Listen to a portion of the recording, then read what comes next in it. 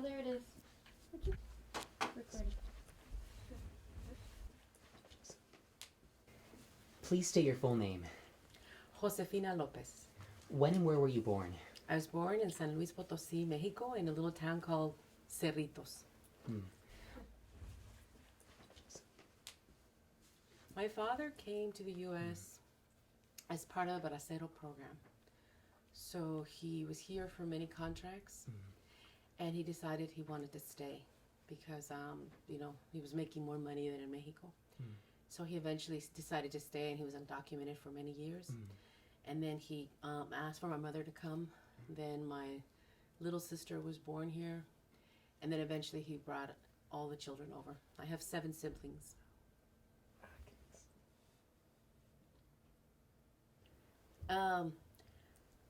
My father wanted opportunity. My parents didn't have an education, so to say social mobility, like in their minds, it's like we want a better life, right? So it wasn't like my parents never idealized the U.S. as far as like wanting to be American. They just wanted opportunity. They didn't want their children to starve. I mean, to put it simply, right? Well, I actually wrote a poem called Journey to Los Angeles, and I'd love to share it with you some other time, or I could read it later if you find it on the internet.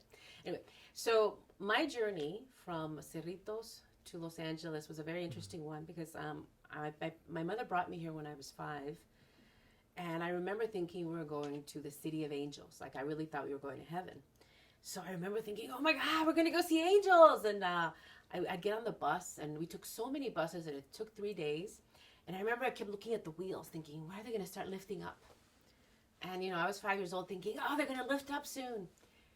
And then they never lifted up. We ended up in Tijuana, and I was like, this isn't heaven. What's wrong? And my mom goes, no, this isn't the city of Los Angeles. I'm like, oh, okay, great. And then my father came to pick us up, and then we never, ever went to heaven. we got stuck in LA. So for me, it really was about seeing my father. I really thought, oh, I'll finally get to see my father because I loved my father so much, and I hated being away from him. So for me, it was about the family finally being together.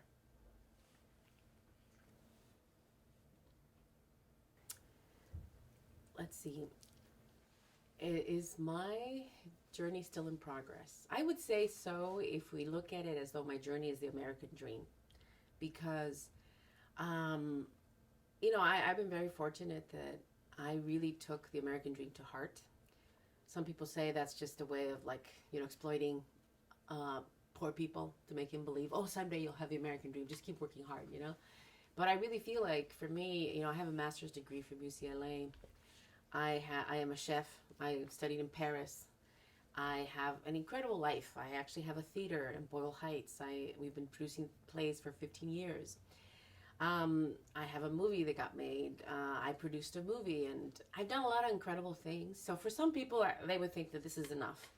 But I'm only 47, and I'm still pretty young, and I'm very proud of my age. I love to tell people my age.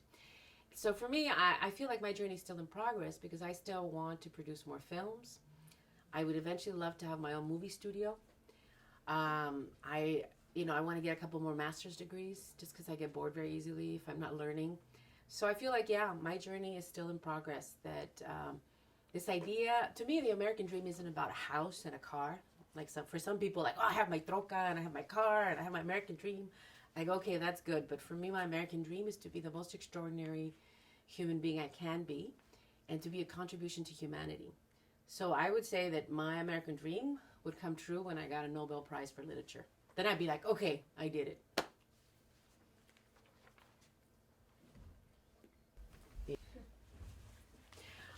Okay, let me see. The simplest way I'm going to answer that is that, my parents came to this country with very little education. They had the immigrant drive, which is a wonderful thing.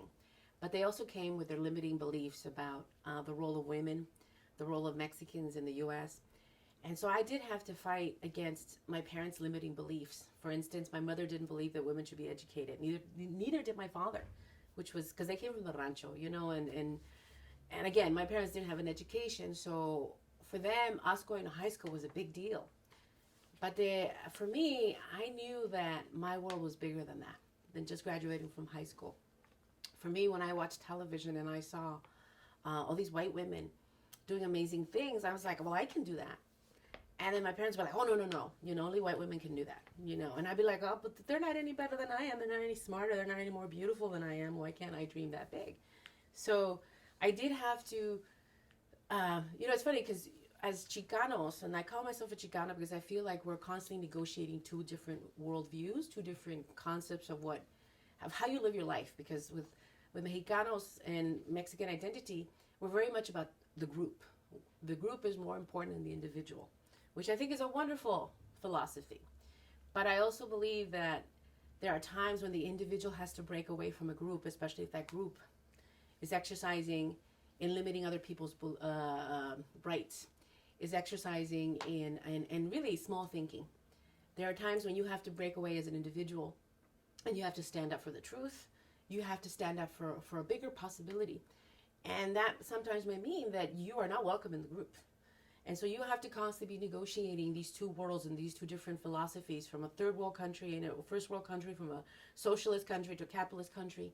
So so for me, I feel like it's a constant negotiation, because there are times when I go, I understand why machismo works in maybe third world countries where men, if government is not stepping in, then a man has to step in, and a man has to be a real man and fight for women. And exercise the true meaning of machismo, not the perverted version of machismo by Hollywood, which is that a man is like, you say what I do because, like the brute force, the bullying that we see Trump doing right now, like that stupid machismo. No. For me, I see the values in certain things that in this country we don't view as valuable, right? But I also see what's valuable about thinking as an individual. That sometimes it goes against Mexicanidad. Because I know I've been criticized by some people when I've been to Mexico, when I express certain ways of thinking. They're like, oh, we don't think like that. And I go, well, then that's sad. Because the individual, in order for a group to really work, all the individuals have to be respected. Everyone has to be valued, and then the group really works. So I really think that being Chicana, Mexican, and American is a really wonderful way of seeing the world, where we get to value the individual and we get to value the group. And it's a really emergence of a new idea. That you can have it all. You can have a world where everyone is respected. And then as a group, if we're all respected, we all do great things for each other. We all contribute to one another. So hopefully I've answered your question. Yes, you have, very thoroughly, in fact. So part of why we can't let go of the way, like we experience, I was living in Boyle Heights, and even though we were in the U.S., my house was Mexico. It was still a rancho. And, why we are caught up in that is because even though we are in another country, all the survival skills we needed, we still have them. Because, culture is actually, the definition of culture is a way of people survive. So you have to use your culture in order to survive until you can integrate other survival skills, other qualities from other cultures. So oftentimes we are stuck in the rancho, even though we're in the U.S., in the mentality, because that's what allowed our people to survive. And we have to, sometimes, as like when we go outside of the barrio and we go get educated and we come back, we're offering new skills. But sometimes we're like, oh, no, this is the way I did it for so many years, People are afraid to try new skills and say, no, let's go get educated. Let's go acquire more skills so that we don't always have to be on survival mode.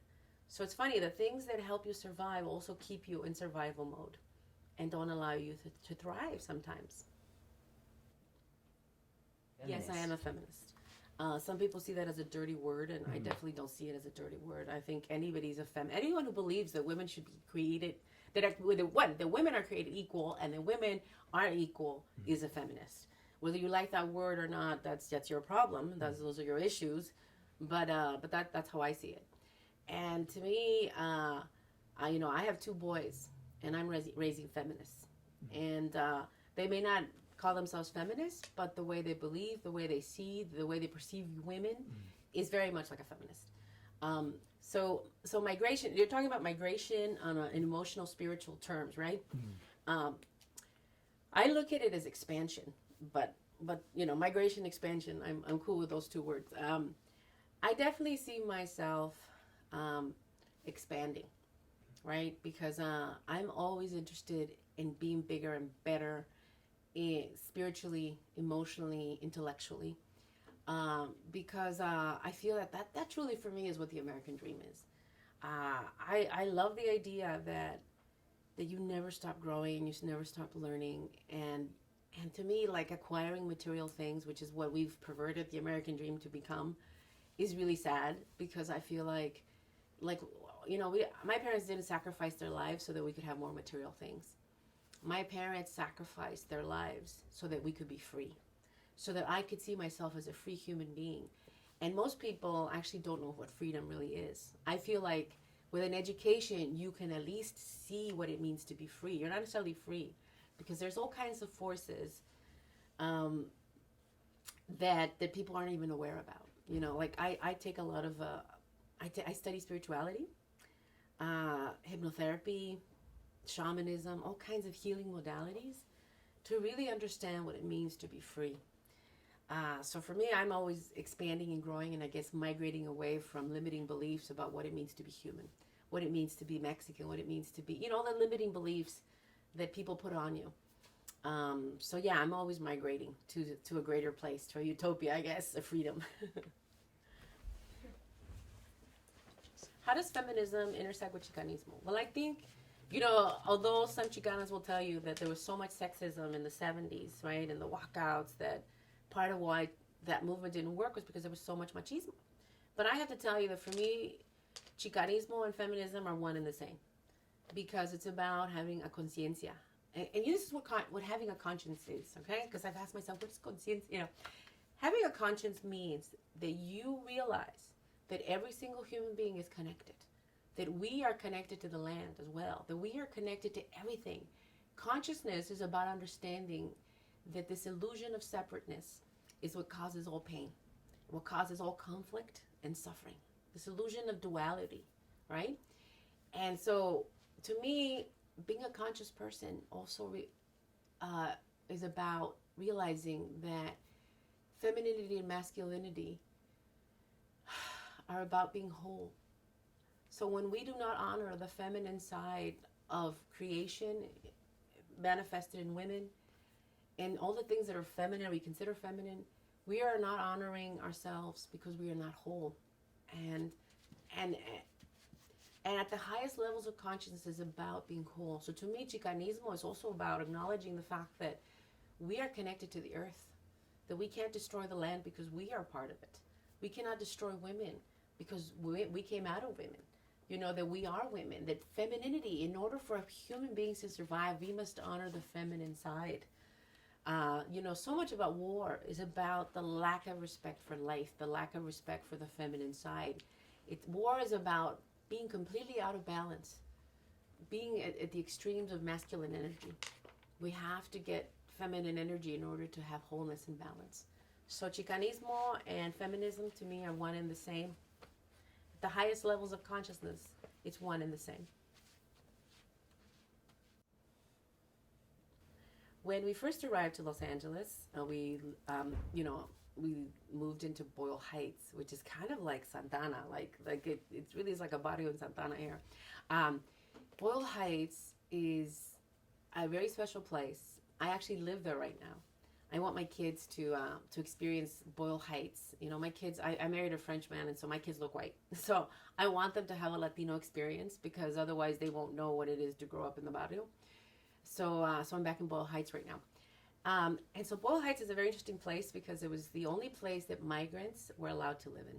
The Mexicans were allowed to live in. Because in Los Angeles, there were these housing covenants that prevented Jews, Japanese, Italians, Russians, like basically nobody except white people could live in Los Angeles. So they were relegated to Boyle Heights. And it became a really precious, special place for different minority groups. And that's where I grew up. How long did it take for the U.S. to feel like home? To be honest with you, I feel like, right now when you hear Trump saying all these hateful, awful things and the idea that someone like him could be president makes me go, man, maybe I should go back home. Like there's a part of me that goes, maybe I should go back to Mexico. Everyone's going to go to Canada. I'm going to Mexico, or I'm going to France with my husband's country. So to be honest with you, I feel like it almost feels like home. And then when the ugly heads of these racist people show up and blah, blah, blah, blah, blah, blame Mexicans for everything, you go, you know what? Oh my God, I'm just sick of this. I'm sick of this, that, I'm 47 years old. I've been here most of my life, and that people still question you and still don't consider you an American. At what point do you become an American? Mm-hmm. So it's actually something very infuriating to think that, like, when does this get to be our home? I mean, because I consider it my home. Mm-hmm. So I would say just recently I thought it was my home, until you see how the ugliness of some people, that you go, wow, like, why would I want this to be my home if there are actually people like this? If we elect someone like that, then you're right, this probably isn't my home,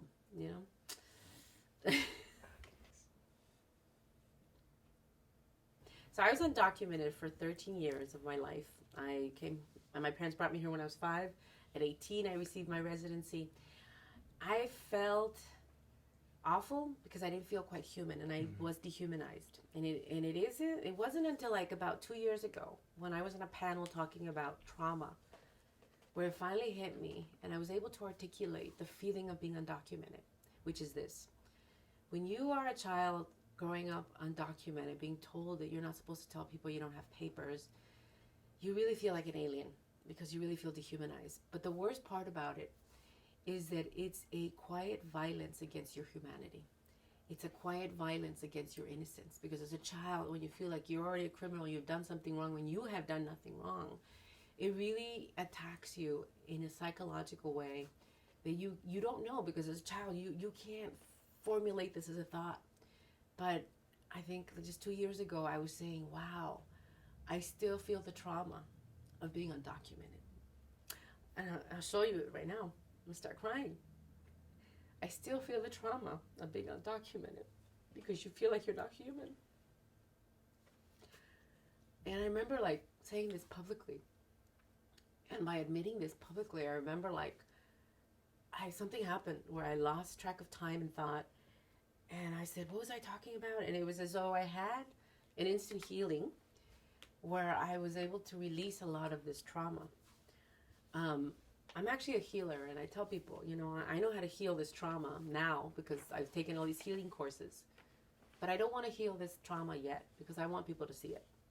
I want people to see it because there aren't that many people who are undocumented who can articulate what it was to feel so dehumanized, and to be in a position of power, and also to have a platform to talk about this. That's why I don't want to heal this, because I want people to see this. I want people to know this pain, especially people who are against immigrants. So it's a very painful, dehumanizing experience.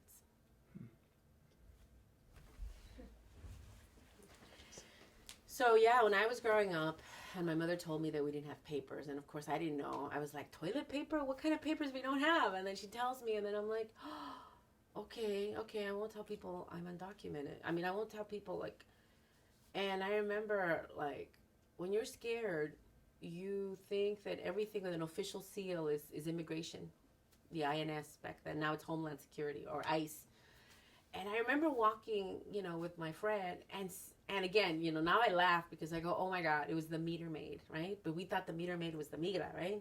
So then we start trying to act white. And so we were like, okay, the whitest thing for us was like owning a Barbie and wearing Jordache jeans, like, so we were like pretending that we had Barbies and, and oh my God, I can't wait for my mom to buy me Jordache jeans, and then walking and thinking, whew, we convinced them we were white, or we convinced them we were American, And then, so now I look at that and I go, oh my God, how funny. But it was scary, My gosh.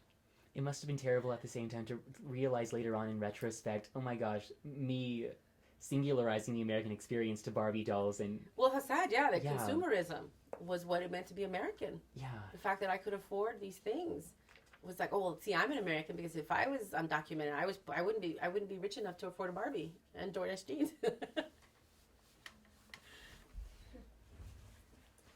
So I'm a writer, and I'm also an activist, But I really feel like I'm an activist first because I use my writing as a way of channeling all my anger and passion. Because you know what happens if you just eat your anger? You get cancer. I'm a healer, and I work with other healers, and they'll tell you any strong emotion, especially anger or hate, will turn into cancer maybe 10, 20 years later. So guess what? Writing your feelings down on paper, painting, screaming, expressing your anger, because you know anger is a great thing. Anger is what allows you to challenge injustice. Anger was given to you as a way of saying, hey, stop! You're dehumanizing. Stop, stop! You know, to create your space, to demand that you be given the right to exist.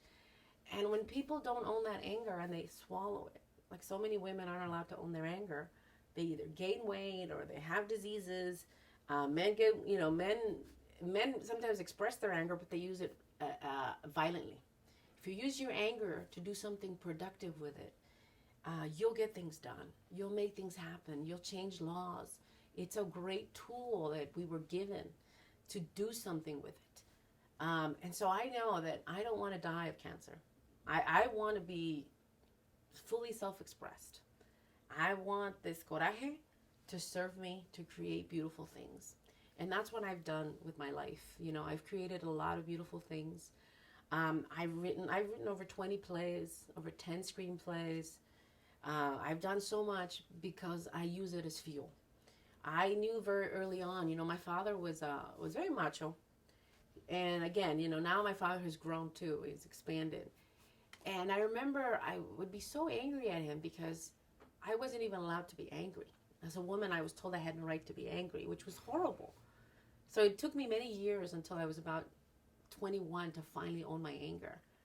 But I was put in a very unfair situation where I couldn't really speak up. So I wrote because I wasn't allowed to speak up. I had to write my feelings down in order to be with my pain because I felt like I was choking, like I was being suffocated if I didn't speak up. So I started writing. So yeah, I definitely think for young people, they need to see it as a gift. You know, most of the time we're told that anger is a bad thing, that you shouldn't feel angry. I go, no. Anger is great. Anger is what tells you who you are. Because if someone's doing something that goes against your beliefs, your morals, you have to speak up. You know, like a lot of horrible things happen in society because people don't speak up. People like Trump are getting ahead because a lot of us are not speaking. I mean, some of us are outraged, but we're not doing enough to say, let's stop this madness now.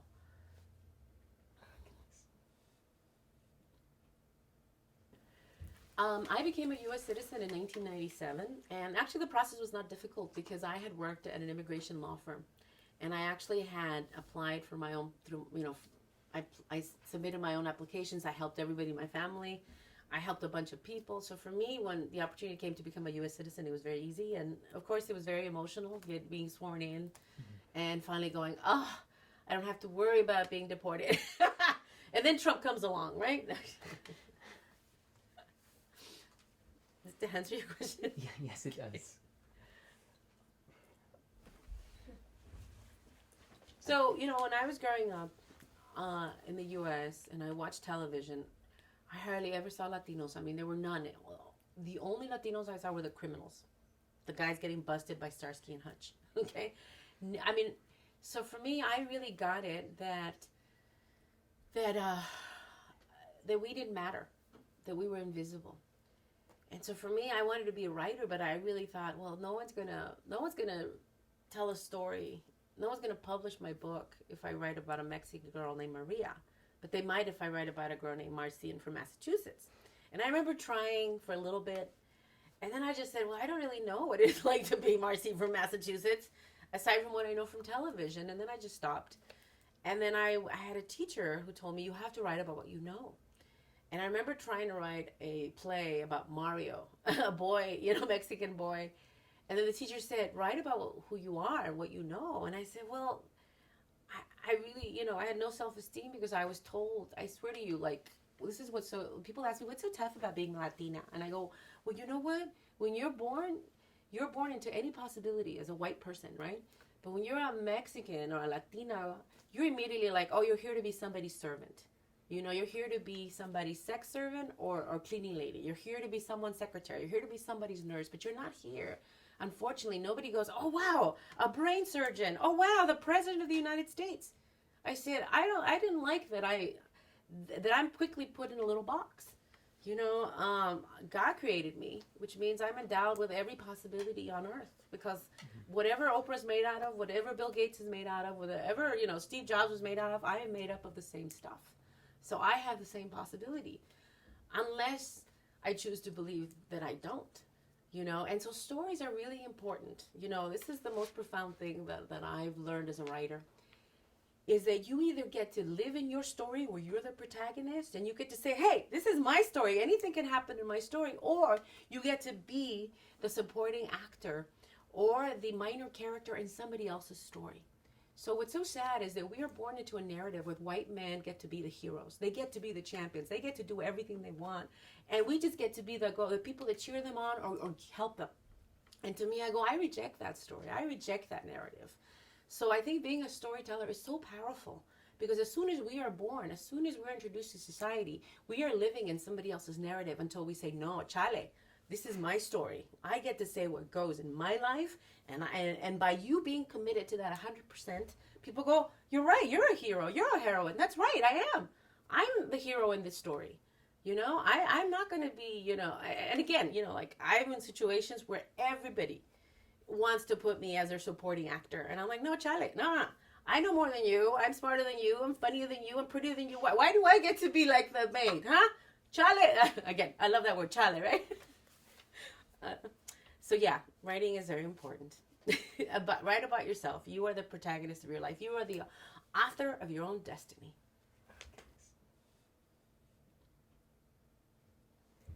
So I was very lucky that HBO produced my film, because normally studios will cast white women and pass them off as Latinas, especially back then, you know, or they'll pass a size 6 as somebody who's fat, like a size 6 in Hollywood is considered fat, right? So HBO does exceptional work, and they were like, no, we're committed to doing this right, because we don't want people boycotting our movie, right? So I said, well, that's great, and they went out of their way to cast like real Latinos, and they wanted to also make sure that the women were full-figured women, and so they really came at it from an authentic place, because they knew that that's really what was so important. The message, you know, about real and authentic is what's beautiful and valuable. So I felt like they did a great job. They also wanted to get a Latina director, because they thought a Latina director will bring in a real beautiful nuances that somebody else will miss. So I was very happy overall.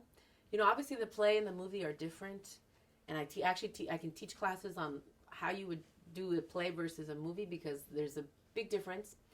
But I felt like overall it was I'm very proud of it. I feel like people who've seen the movie love the movie, and then they read the play and they're disappointed by the play. People who read the play and then they see the movie sometimes are disappointed. But I do feel that the message is there. So I am the founder of Casa 0101, and I'm also the artistic director. And I started this theater because no one would produce my play in Los Angeles. My play had already had 19 productions around the country, and I could not get a production in Los Angeles. And I would complain and get so upset, and then my friend told me, well, maybe you're supposed to do it. And I was like, she's right. I guess I know how to do this. So I rented a theater, and I did a very successful run, which allowed me to meet the producer of my film, and then it became a film, so great things happened. But I realized that if I wanted to produce more plays in Los Angeles, that I would have to produce them myself. So I started a theater company, and then eventually we did enough plays, and we did a show called PMS, the Pinche Mentirosa Sisters, and we were so successful that we're like, we need our own theater. So then I looked around, and I found a retail space that used to be a bridal boutique, and then I started it. And even though I didn't know how to start a theater, I didn't know the business aspect of it or how to start a nonprofit, I just said, I'm going to do it. Eventually, I met my husband, who now runs my theater, who just happened to be an arts administrator, a grant writer, and a director, who really was, I feel like, sent to me. I was divinely guided to go meet him. I have a very interesting story about that, but it's too long. Anyway, so I was basically guided to create this theater because I wanted to have a theater where we celebrated Latinos and women all year round, not only once a month. So then I started producing plays, and I swear to you, like I didn't know how to acquire funds. I just know that like when you set out to tell the truth and to be as passionate as you can about telling the truth, and eventually enough people want to help you. And so that's what's happened. So now we've been around for 15 years, and we've done, I don't even remember, 40 productions, 50 productions of plays written by Latinas. As a matter of fact, we have a show opening for Women's History Month called Chicanas, Cholas y Chisme, which has been one of our most successful shows because it's written, directed, and produced by Latinas telling their stories. And this is our 4th year, and we have empowered at least like 30 Latinas to become writers and directors and producers. And it's really exciting. It's just the success of the theater has come about because there are so many people who have the opportunity to have their dreams come true. You know, like when people say, well, how do you make things happen? I go, well, the quickest way to make things happen is to have a dream that is so big that other people's dreams fit in your dream. And when you help other people make their dreams come true, they'll help you make your dream come true. It's a collective, you know. So yeah, I started this theater because in my neighborhood, and I didn't know this growing up, I just knew that Boyle Heights has such a reputation for gangs and drive-bys. Like, I didn't know that there were 87 gangs, like, until I read the statistics. But I went, what? And then I would say, I don't know how many churches. There are probably less churches, but I felt like, wow, in this neighborhood, the kids have the option of joining a gang, you know, of course, trying to stay straight and go to college. Some of them don't, you know, or going to a born-again Christian church to stay away from the gangs. And I just kind of felt like, wow, like, everyone wants to be a part of a family.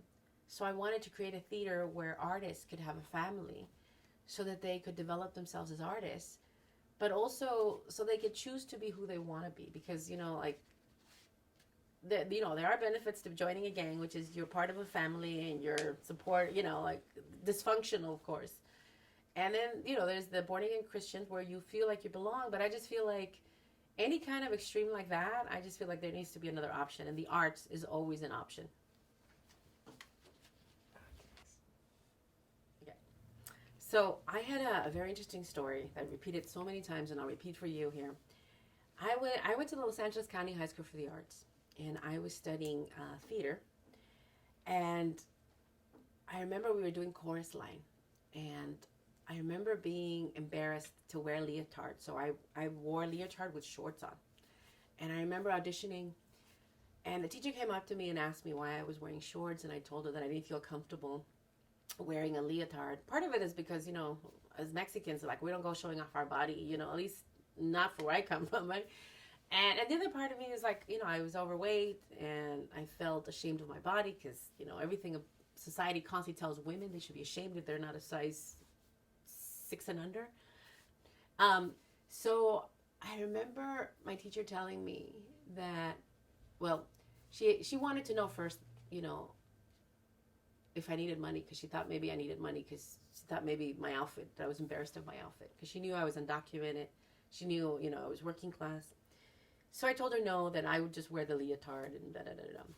And then she said, let's take a walk. She goes, you know, Josefina, we really believe in you. We think you're an amazing actress. And we really think that you have range, that you could play Juliet and Lady Macbeth, that you have that kind of range. But no one's ever going to give you that opportunity unless you lose weight. Because actresses that are chunky or heavy or fat, they never get to play the lead. And they only get to play the character. You're a character actress. The leads are always pretty and thin. And I was like, and I already knew this, but she wanted to point this out to me. She says, because you know what? You have the possibility of having an acting career, but you're not going to have it, right? Unless you fit the mold. And I remember her crying, telling me this. She says, feel so bad telling you this. And I'm only telling you this because I went through that. I had to lose weight in order to have parts. And so I want you to know that. I want you to make a choice. And I remember thinking, okay, all right, I guess I should lose weight. And then I tried losing weight for about a month or two, and I was losing some weight. And then I saw this play by Luis Valdez called I Don't Have to Show You No Stinking Badges that he presented at Los Angeles Theater Center. I got free tickets. And I saw this play and I was so blown away because the whole point of the play was that Hollywood lives on stereotypes, and that unless we change that story, that narrative, we will always get to play the criminals as Latinos. We will always be the bad guys, or the maids, or the cleaning lady. And I remember it just really spoke to me, and I remember thinking, oh, I want to change that. So I decided not to lose weight. I said, you know what? If there are no roles for Latina women, real women, then I'm going to go write those roles. And so I decided to start writing. And now basically what I did was I stopped being ashamed of myself, because I felt like society was telling me, well, you're Mexican and undocumented, you should be ashamed of yourself. Well, you're overweight as a woman, well, you should be like I was just told to be ashamed constantly. And at some point I said, wow, you know what? I didn't choose to be Mexican, so I don't know why I should be ashamed of that. I didn't choose to be poor. My parents didn't have an education. Why should I be ashamed? At that time I didn't know that I had ADD and OCD and dyslexia and depression, minor forms of it, because I was not diagnosed, and girls were not diagnosed with ADD back then. So I just remember something inside of me said, well, maybe instead of me changing, why don't I change the stories? Why is it that all women have to be thin and pretty? Oh, okay. Because men are the ones telling the stories, and they all want a thin, pretty girl that they can lift up into their arms and walk into the sunset and be the hero of the story. So I have to go become somebody for these men because I'm living in their story. And that's when I said, okay, well then I get to write my story. I'm in a sewing factory where being a big woman is a beautiful thing, where being Latina is a good thing, where being undocumented is good, it's okay, And I took all the things that I was supposed to be ashamed of, and I said, no, I refuse to be ashamed. I'm going to tell the story from a different point of view. From look at me, like, wow, okay, so I didn't get to go to college because I was undocumented, but here I am in a sewing factory learning about what it is to be a woman from all these amazing women. And here we are working together. We are being powerful women. Mm-hmm. These are lessons. These are things that have not been seen on television. These are important stories. Why are these stories important? And then that's what changed things for me, is that I started to say, no, my life matters. I'm going to be the protagonist of my story. So it is empowering because you're saying your life matters. As it is, as you're created, whatever God gave to you, you're saying this is important. I am not going to allow people to shame me for being God's creation, And so I come from a very powerful place because, when you're an activist, sometimes it's so discouraging. And so sometimes you have to come from a spiritual place where you have to remember how powerful you really are, how amazing you really are, to remind other people. Because, what's so sad about racism? And, I remember always fighting it. And then now I go, no, what's so sad about racism is that people who are racist don't recognize themselves in me, which means that they're not in touch with their humanity. When someone is out of touch with their humanity, they can't see their humanity in somebody else. What's so great about me is that I'm so empathic that every single person I meet, I can see myself in them. It's very hard being empathic because when I see homeless people, I cry because I feel their pain. I feel everybody's pain, which is a blessing because I never forget that I'm human. I can never forget every single person. I feel their pain. I feel their joy. It's a wonderful thing. Sometimes it's too much. And then I feel sad for the people that are racist because I go, wow, they can't see that I'm human too because they can't see themselves as human. Because at night when they go to bed, they must hate themselves. If they hate me, they must hate themselves. And that's what I find to be true. That the people who mistreat you are the people who are beating themselves up at night when no one's looking. And so then I go, wow, come from a place of compassion. I think about Trump and I go, I get like heated up, as you've seen. And then other times I go, that poor sick man. That poor sick man is a narcissist. Narcissists hate themselves, Like, why else would you treat people the way he treats people unless you hate yourself? I just heard, I'll just share this with you. Like, C.K. Lewis, you know who that is? He's that comedian. Yes.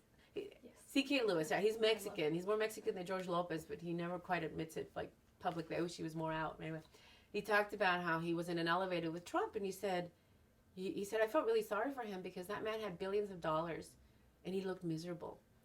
He looked miserable, and I said, how sad that you have to have billions of dollars in order to look at yourself in the mirror and feel good about yourself. Which tells you that, you know, like the narcissism of somebody having to acquire so much power and wealth in order to feel good about themselves because they don't feel good about themselves. All right, I went on my tirade. Here we go. Oh, did I wow. answer your question? Yes. I think I did, right? Very- Empowerment, right? Very comprehensively. Well, And- okay. I was going to comment on why history is the way it is. You know, history is always told by the winner. So the winner always likes to create the story to benefit them and to make them seem as more glorious and victorious and noble as possible. So dehumanizing the victims or the oppressed is the way that the oppressor wins with his story. So, okay, ask your question, but I have a play that I wrote called Trio Los Machos. And it's the story of three men who met during the Bracero program who become best friends, who eventually start a trio. And the story takes place in flashbacks, but it's about these three men who are now in their 80s, and one of them needs health care. And so they basically have to find their contracts in order to prove that they were braceros so that they can get some money, so they can get a nurse to take care of their friend. And it's really a bromance between these three Latino men, these three Mexican men. And so for me, I did that because I saw the pictures of the braceros naked with using their contracts to cover their crotches. I don't know if you've seen those pictures. Saw the pictures of braceros being fumigated, like sprayed with like poison to delouse them.